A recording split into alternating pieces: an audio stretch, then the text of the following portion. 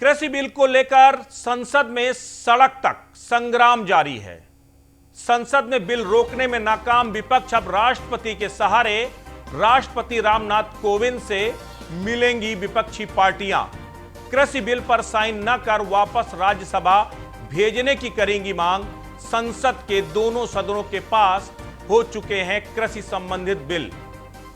MSP पर भी आज बड़ा ऐलान कर सकती है केंद्र सरकार। तो आज की सबसे बड़ी खबर है, तमाम विपक्षी पार्टियां अब राष्ट्रपति का रुख करेंगी, राष्ट्रपति से मांग करेंगी कि जो कृषि बिल हैं उस पर वह हस्ताक्षर ना करें और वापस राज्यसभा में भेज दें।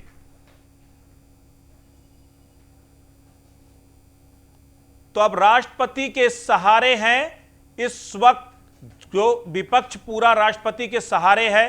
कृषि बिल को लेकर संसद से सड़क तक। इस वक्त हमारे साथ न्यूज वन इंडिया के पॉलिटिकल एडिटर संजय सिंह मौजूद हैं। संजय जी, विपक्ष अब राष्ट्रपति के भरोसे है, राष्ट्रपति से गुहार लगाएंगे विपक्ष के तमाम नेता। क्या हो सकता है फैसला? जी, जो बिल पार्लियामेंट से पास हो चुका है तो राष्ट्रपति से गुहार लगा के क्या करेंगे वो? भाई राष्ट्रपति बात है बिल को पर साइन करने के लिए। अगर संसद में कानून बन गया है तो राष्ट्रपति की प्रक्रिया तो एक फॉर्मेलिटी है। तो ये बेवजह का लोगों को बरगलाने की कोशिश है, किसानों को बरगलाने की कोशिश की जा रही है। मतलब जो 543 सांसद हैं लोकसभा के और जो बाकी जो राज्यसभा के सांसद हैं, उसमें क्या वे मूर्ख हैं जो उन्होंने इस बिल को पास किया है? तो ये बेवजह का एक तरह से वितंडा की जा रही है, जैसे पिछले दिनों इन लोगों ने किया था दूसरे कानूनों। तो ये इनकी मंशा कामयाब नहीं होगी। संजय जी, जिस तरीके से पूरे देश में एक परसेप्शन बनाने की कोशिश की जा रही है कि सरकार, खास करके बीजेपी की सरकार, वो किसानों के खिलाफ है, किसानों के खिलाफ ये बिल लेकर के आई है और इससे किसान तबाह हो जाएंगे। जिस तरीके से ये पूरा सिनेरियो क्रिएट करने की कोशिश विपक्षी पार्टियां कर रही हैं, आपको क्या लगता है? सरकार अड़ी है अपने स्टैंड पर, विपक्ष लगातार है तौबा मचा रहा है, तो परिणति क्या है इसकी? देखिए, परिणति इस जो परसेप्शन बनाने की कोशिश की जा रही है विपक्ष द्वारा, इसका भी वही हश्र होगा जो इन्होंने जो बालाकोट में एयर स्ट्राइक हुआ था उसको लेकर जो एक वितंडा खड़ा करने की कोशिश की थी, वो भी धराशायी हो गया। उसके पहले जो राफेल डील हुआ था, राफेल डील पर जो इन लोगों ने एक भ्रम फैलाने की कोशिश की पूरे देश भर में चुनाव के पहले, लोकसभा चुनाव के पहले, वो भी धराशायी हो गया। तो जनता अब सचेत है और जनता को पता है, आम आदमी को पता है कि वो क्या उसके हित में है और क्या उसके खिलाफ है। तो सिर्फ सोशल मीडिया के बल पे और इस तरह से गाल बजा करके कोई सही चीज गलत नहीं हो जाती। अब ये तो पब्लिक के डोमेन में है। अहम सवाल ये है कि चाहे वो भारतीय किसान यूनियन हो, पंजाब और हरियाणा के किसान हो, वो भी लामबंद होकर के इस बिल के खिलाफ खड़े हो रहे हैं, इस कानून के खिलाफ बल्कि अब खड़े हो रहे हैं, क्योंकि दोनों सदनों में आखिर पास हो चुका, राष्ट्रपति के हस्ताक्षर बाकी हैं। ओवरऑल आपको क्या लगता है, क्या सरकार किसानों को कन्विंस कर पाने में नाकामयाब रही, जो इतना बड़ा ये पूरा एजेंडा क्रिएट हो रहा है, या फिर जो है विपक्षी ज्यादा मजबूती के साथ जो है इस मुद्दे को उठा पा रहे हैं? देखिए, सरकार ने अकाली दल को अगर अपने कॉन्फिडेंस में नहीं लिया तो ये उनके खिलाफ गया। ये विपक्ष को एक मौका मिल गया कि साहब देखिए, हम तो विरोध कर रहे हैं, चलो हम तो विपक्षी है, मेरे पर आरोप लग सकता है कि हम विरोध के लिए विरोध कर रहे हैं। लेकिन जो उनकी पार्टी में शामिल बहुत लंबे समय से उनके जो सहयोगी दल था एनडीए में शामिल अकाली दल, उनकी मंत्री का इस्तीफा देना ये एनडीए गवर्नमेंट के लिए थोड़ा सा सेटबैक की बात है और सरकार इस मामले में नाकाम रही। उनको अपने कॉन्फिडेंस में लेना चाहिए था और इसकी वजह से वितंडा फैला हुआ है। मुझे लगता है कि पंजाब हरियाणा में पार्टी अपना इस्तेमाल करेगी अपने प्रभाव का और जनसंपर्क का और इसको डाउन करने की कोशिश करेगी। बहुत बहुत शुक्रिया हमारे साथ जुड़ने के लिए। तो निश्चित तौर पर किसानों के मुद्दे को लेकर के पूरा हाहाकार मचा हुआ है और पूरे देश में इसको लेकर के अब जो विपक्षी पार्टियां हैं वो इसे सियासी मुद्दा बनाने में लगी हुई हैं। अब बढ़ते हैं अगली खबर की तरफ। उत्तर प्रदेश में फिल्म सिटी को लेकर बड़ी बैठक कल होने जा रही है। कल लखनऊ में सीएम आवास पर होगी अहम बैठक। फिल्म सिटी निर्माण को लेकर विशेष बैठक करेंगे सीएम योगी। कल दोपहर 12 बजे सीएम आवास पर होगी महत्वपूर्ण बैठक। सिनेमा जगत के कई कलाकारों से मुखातिब होंगे सीएम योगी। बैठक में कुछ कलाकार वीडियो कॉन्फ्रेंसिंग के जरिए भी शामिल होंगे। तो अब पूरी तेजी के साथ फिल्म सिटी को लेकर के अब सरकार कदम बढ़ा रही है। महत्वपूर्ण बैठक भी अभी 2 दिन पहले ही इसका ऐलान किया गया और अब इसको लेकर के अहम बैठक भी सीएम आवास में होने जा रही है। इसमें कई फिल्मी कलाकार भी शामिल होंगे, इसके साथ ही जो ब्यूरोक्रेट्स हैं वो तो शामिल होंगे ही होंगे। तो इसमें न सिर्फ जगह को लेकर बल्कि इसके साथ ही क्या कुछ किस तरीके से इसका निर्माण हो, इसको लेकर के रूपरेखा तय की जाएगी। इस वक्त लखनऊ से हमारे संवाददाता एसके बाजपेयी जुड़ रहे हैं। एसके, 2 दिन पहले ऐलान और 2 दिन के अंदर ही महत्वपूर्ण बैठक, क्या लगता है जल्द ही इसको लेकर के कोई ठोस रणनीति सामने आएगी? बिल्कुल, हम देखें जिस तरीके से लगातार मांग उठ रही थी कि उत्तर प्रदेश में फिल्म सिटी होनी चाहिए, खास तौर पर भोजपुरी कलाकारों की तरफ से, क्योंकि वो चाहते थे कि जिस तरीके से भोजपुरी कलाकार जो यूपी और बिहार से जुड़े हुए हैं वो कहीं ना कहीं मुंबई जाते थे। उनकी अगर अपनी इंडस्ट्री होगी तो कहीं ना कहीं उनको ज्यादा प्रतिनिधित्व मिलेगा। उत्तर प्रदेश में जब फिल्म बनेंगी तो रोजगार के अवसर भी बढ़ेंगे। सीएम योगी आदित्यनाथ ने ये मांग मांगी, वो भी 2 दिन पहले ही उन्होंने इसकी घोषणा की थी और यमुना एक्सप्रेसवे अथॉरिटी ने अपनी तरफ से 1000 एकड़ की जमीन की पेशकश भी कर दी है सेक्टर 21 में कि जहां पर वो फिल्म सिटी खोल सकते हैं।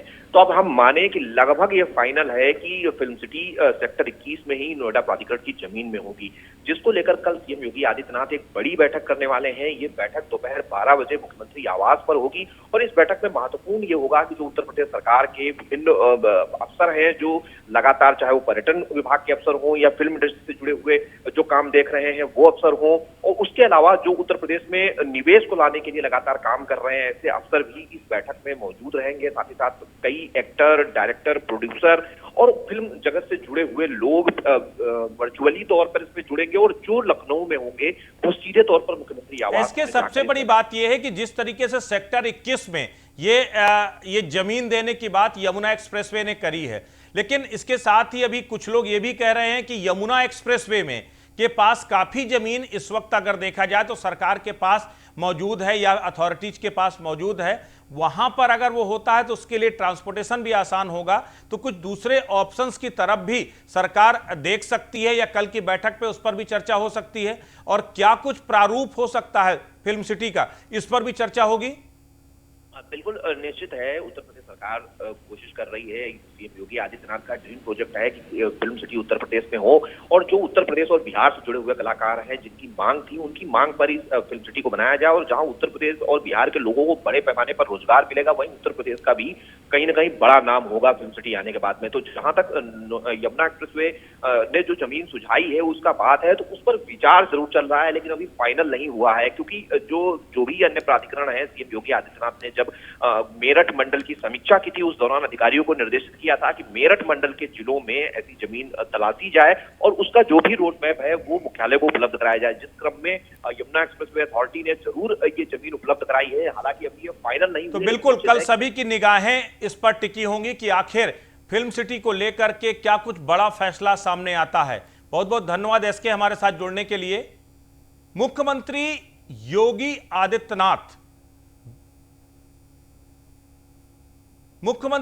आदित्यनाथ ने प्रदेश स्तरीय उद्योग बंधु की बैठक को संबोधित करते हुए कहा कि उत्तर प्रदेश को औद्योगिक प्रदेश बनाने का महाअभियान शुरू हो गया है।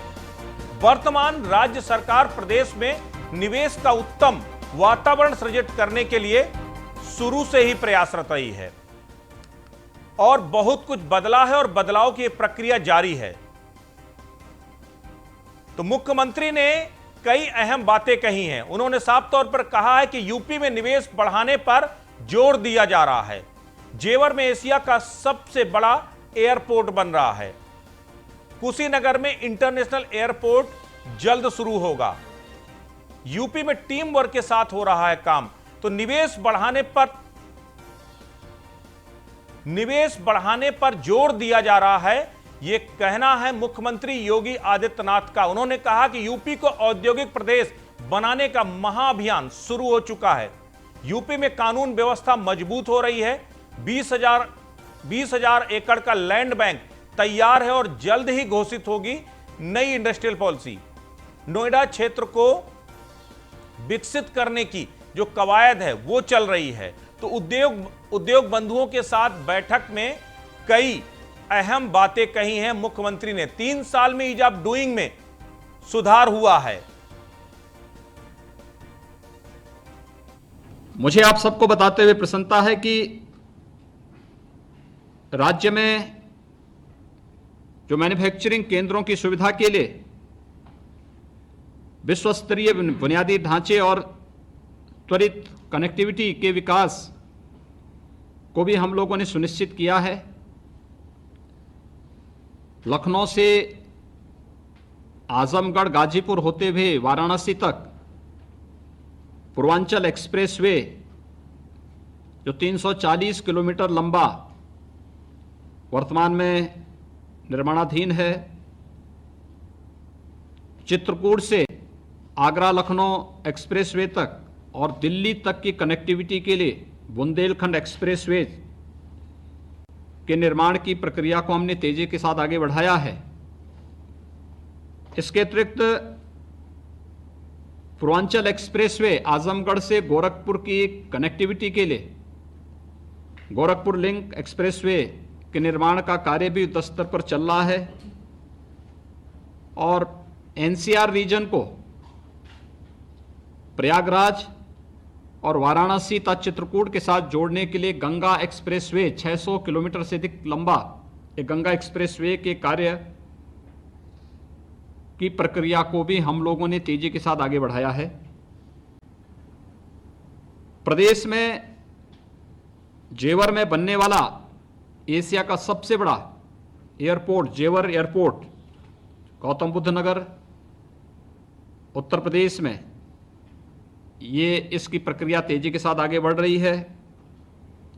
इसके साथ ही कुशीनगर में भी एक नए अंतर्राष्ट्रीय हवाई अड्डे की निर्माण की कार्रवाई अंतिम चरणों में चल रही है। क्षेत्रीय कनेक्टिविटी की दृष्टि से प्रदेश में आगरा, हिंडन, कानपुर, बरेली समेत हम लोगों ने 25 घरेलू हवाई अड्डे के विकसित करने की कार्रवाई को भी तेजी के साथ आगे बढ़ाया है। फुल एक्शन में सीएम योगी आदित्यनाथ आज वाराणसी मंडल की समीक्षा करेंगे। सीएम योगी शाम 6 बजे वाराणसी मंडल की समीक्षा करेंगे। सीएम वीडियो कॉन्फ्रेंसिंग के जरिए ये पूरी समीक्षा बैठक करेंगे। सीएम के वाराणसी मंडल के सांसद विधायक भी होंगे इस वीडियो कॉन्फ्रेंसिंग में शामिल। वीडियो कॉन्फ्रेंसिंग के जरिए वाराणसी मंडल के सभी अधिकारी इस बैठक में शामिल होंगे। तो आज वाराणसी मंडल का समीक्षा बैठक करेंगे मुख्यमंत्री योगी आदित्यनाथ। हर दिन किसी न किसी मंडल की समीक्षा कर रहे हैं इस वक्त मुख्यमंत्री योगी आदित्यनाथ। लगातार प्रशासनिक मशीनरी के पेच कसने की कवायद मुख्यमंत्री द्वारा की जा रही है। लखनऊ से इस वक्त बड़ी खबर आ रही है। जिला कारागार लखनऊ के बीमार 2 कैदियों की इलाज के दौरान मौत हो गई है। कोरोना पॉजिटिव पाए जाने पर कैदियों को कराया गया था भर्ती। लोकबंधु और बलरामपुर हॉस्पिटल में इलाज के दौरान 2 कैदियों की मौत हुई है। तो इस वक्त लखनऊ से बड़ी खबर, लोकबंधु और बलरामपुर हॉस्पिटल में इलाज के दौरान 2 कैदियों की मौत हुई है। कोरोना संक्रमित होने के बाद उन्हें भर्ती कराया गया था। जिला कारागार लखनऊ में बंद थे कैदी। कोरोना संक्रमित होने का जैसे ही पता चला उसके बाद उन्हें अस्पताल में भर्ती कराया गया था, लेकिन अस्पताल में उनकी मौत हो गई। मिशन 2022 के लिए सपा का हल्ला बोल। सरकार को बेरोजगारी महंगाई के मुद्दे पर घेर रही है सपा। रोजगार, कोरोना, कानून व्यवस्था पर विपक्ष का पूरा जोर। अखिलेश यादव के ऐलान के बाद कार्यकर्ताओं ने विरोध का झंडा उठाया है। तहसील स्तर पर सपा कार्यकर्ताओं ने किया जोरदार प्रदर्शन। तहसील से जिला मुख्यालय तक सपा नेता प्रदर्शन कर रहे हैं। सांसद से लेकर पूर्व मंत्री तक सरकार को घेरने के लिए सड़कों पर उतर चुके हैं। कई जगह कार्यकर्ता और पुलिस के बीच जोरदार झड़प भी हुई। तो अब उत्तर प्रदेश में समाजवादी पार्टी बेहद ही एग्रेसिव तरीके से सरकार को घेरने में लगी हुई है। आप ये देखिए 6 तस्वीरें टेलीविजन स्क्रीन पर देखिए। हर जगह आपको सपाई उन्माद दिखाई देगा, सपाई प्रदर्शनकारी दिखाई देंगे, हाथों पर काले रंग की तख्तियां लेकर के बाकायदा सोशल डिस्टेंसिंग की धज्जियां उड़ाते हुए समाजवादी पार्टी के कार्यकर्ता इस वक्त प्रदर्शन कर रहे हैं। आप देखिए जिस तरीके से सपा के कार्यकर्ता सैकड़ों की तादाद में प्रदर्शन के लिए इकट्ठे हुए हैं, यहां पर सोशल डिस्टेंसिंग नाम की कोई चीज नहीं दिखाई दे रही। और तो और बहुत सारे कार्यकर्ता मास्क तक नहीं पहने हुए। ये बाकी और 6 तस्वीरें देखिए। हर जगह शहर दर शहर तस्वीर एक ही है। हर जगह सपाई सड़कों पर उतरकर प्रदर्शन कर रहे हैं। आप देखिए एक के बाद टीवी स्क्रीन पर जिले बदल रहे हैं, लेकिन तस्वीर एक सी नजर आ रही है। हर तरफ लाल टोपी में सपाई सरकार के खिलाफ हल्ला बोल कर रहे हैं। योगी एक्शन में है और विपक्ष टेंशन में है, और उस टेंशन सड़कों पर दिखाई दे रही। खासकर समाजवादी पार्टी बेहद ही एग्रेसिव नजर आ रही है। गाजियाबाद के कौसाम्बी मैक्स हॉस्पिटल में लोगों ने हंगामा किया है। गांव वालों का आरोप है कि गांव के एक युवक को कई दिनों से हॉस्पिटल में रखा गया और लोगों ने डॉक्टरों पर मोटे पैसे ऐंठने का आरोप लगाया। लोगों का कहना है कि डॉक्टर ने ना तो परिजनों को युवक से मिलने दिया और ना ही युवक की हालत की खबर ही दी जा रही है। हंगामे की सूचना के बाद गांव के पार्षद हिमांशु शर्मा पहुंचे और परिवार के लोगों को भरोसा दिलाते हुए डॉक्टरों से बात कर मामले को शांत कराया। तो ये गाजियाबाद के मैक्स हॉस्पिटल की तस्वीरें हैं जहां पर गांव वालों ने हंगामा किया है।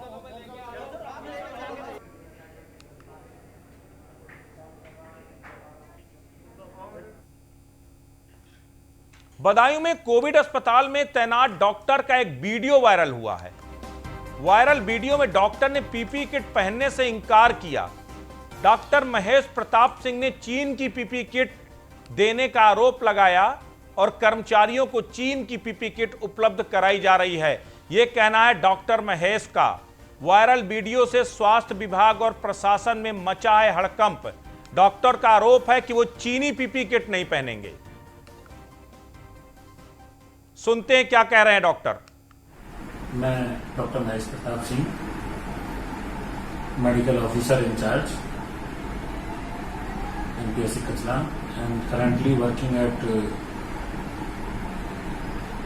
आसरा Awas Covid care centre L1। दोस्तों, अभी जो देश में माहौल चल रहा है वो चाइना का विरोध हो रहा है और ये जो वायरस आया है वो चाइना से आया है, इसमें कोई दो राय नहीं है। लेकिन मित्रों, हम सबको मालूम है कि हमारे यशस्वी प्रधानमंत्री जी चाइना के ऐप्स और चाइना के हर आइटम का विरोध कर रहे हैं, लेकिन हमें यहाँ पर आशा आवास में मेड इन चाइना किट्स दी जा रही हैं, मेड इन चाइना आइटम्स दिए जा रहे हैं।